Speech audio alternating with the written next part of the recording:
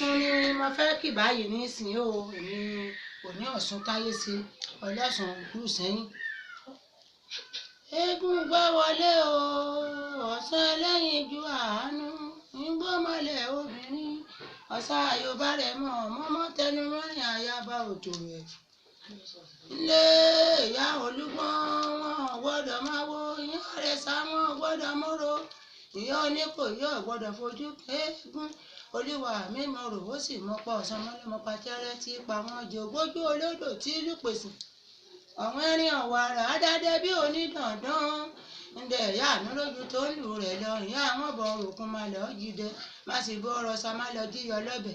Ẹ jẹ́ ń bọ́ sọ̀rọ̀ bàbá mọ́láàrí wálé ọlọ́láàrí fọ́pọ̀ ògún fẹ́rẹ́ lọ ṣiṣẹ́ ọmọ ògbójú olódò tí ìlú pèsè. Ọ̀ṣun ẹlẹ́yinjú àánú o, obìnrin àwẹ̀ bá mi sẹ́wọ̀n o, yóò lè dá ṣe. Kádélé wa kábàárì àrìn ilẹ̀ kórè àkóyá bí ká má pàdé wa rí warùn lọ́nà. Ọ̀ṣun ni ẹni. Ṣàngó. Ọ̀ṣun kò ní.